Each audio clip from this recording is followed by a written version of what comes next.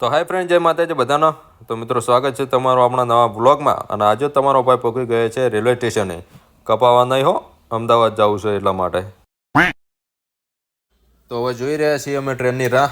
5:30નો time છે. 5:30 ઉપડો છે અમદાવાદ જવા માટે. ભીલડીથી અમદાવાદ જેને પણ જવું હોય તો ભીલડી આવી જવાનું. ડાયરેક્ટ ભીલડીથી અમદાવાદ ઊભી રહેશે સાબરમતીએ. તો હવે આવી ગઈ છે ફાઇનલી ટ્રેન. અને બસ હવે અંદર બેસીએ. જગ્યા મળે કે ના મળે એના માટે હવે ડાયરેક્ટ અંદર બેસવું જ પડશે. ચલો, બેસી ગયા આપણે ટ્રેનની અંદર. બહુ રખડ્યા આજુબાજુ, પણ એકે ડબ્બો ખાલી હતો નહીં. પણ એક ડબ્બો મળી ગયો. બાજુમાં ભાઈ ઊંઘ્યા હતા અને અમે બાજુમાં જઈને બેસી ગયા ઉપરને સીટે. તો ટ્રેનમાં પંખાની બધી વ્યવસ્થા સારી છે, પણ શિયાળો છે એટલે તો બંધ કરવા જ પડશે. તો બાકી અમારી હોમેની સીટમાં ઊંઘ્યા હતા. ભાઈને નીચે બેઠા હતા એક દાદો.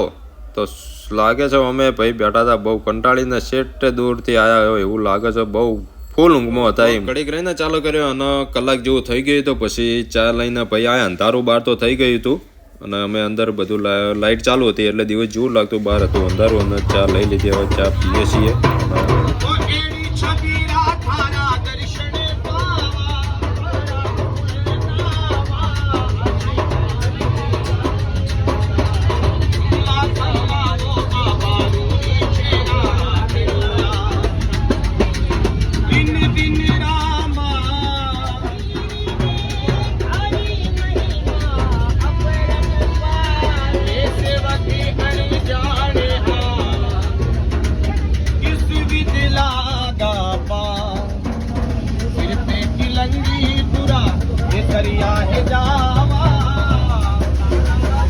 તો આવા સોંગ ગાતા હોય તો બાકી ટ્રેનમાં આવે હો મજા. હવે અમદાવાદ પહોંચવા થઈ ગયા છે. 3 કલાક જેવું થઈ ગયું અને હવે સ્ટેશન આબાદ થઈ રહ્યું છે. સ્ટેશન આવે ત્યાં સુધી જતા રહ્યા દરવાજા પાસે અને આવી ગયું સ્ટેશન. તો હવે આપણે ઉતરી ગયા નીચે.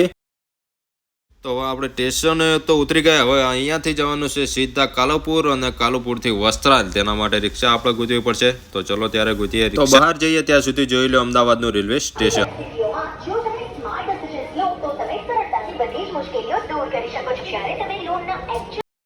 હા, તો સ્ટેશનની બહાર નીકળ્યા અને રિક્ષાવાળા બૂમો પાડતા હતા જ્યાં કાલુપુર જવા માટેની.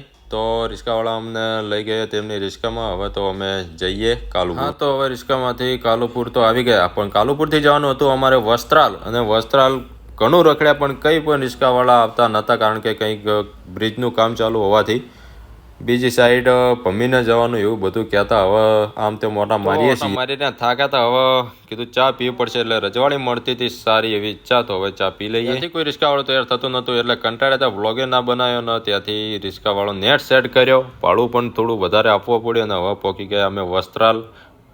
તો આવી ગયા અમે વસ્ત્રાલ મેટ્રો રિંગ રોડ પર. વસ્ત્રાલ સર્કલ જે મેન કહેવાય ત્યાં. તો હવે જઈએ અમે. રોકાવાનું છે અમારી ભાણીના ત્યાં ફઈની છોકરી. અને ત્યાં અમારા હવે જીજુ લેવા આવી રહ્યા છે. ફોન કરી દીધો છે. અહીંયા લગભગ આવી ગયા હશે. તો અમારા જીજુ અમને લેવા આવી ગયા છે. તેમનો કોલ આવ્યો અને તે આગળ ઊભા છે બાઇક લઈને. ત્યાં હવે અમે જઈએ અને ત્યાંથી સીધા જઈશું તેમના ઘરે. ત્યાં રાત રોકાવાનું છે અને કાલે બધે ફરવાનું છે. તો બીજા પણ આપણા બ્લોગ આવવાના છે, તે જોવાનું ભૂલતા નહીં. નવા બ્લોગ આવતા રહેશે અમદાવાદમાં. તમને બધું બતાવીશું.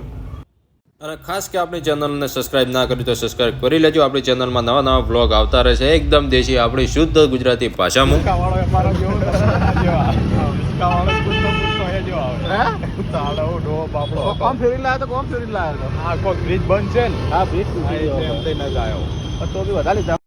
તો જય માતાજી બધાનો. તો ચલો આપણે મળીએ બીજા નવા બ્લોગમાં.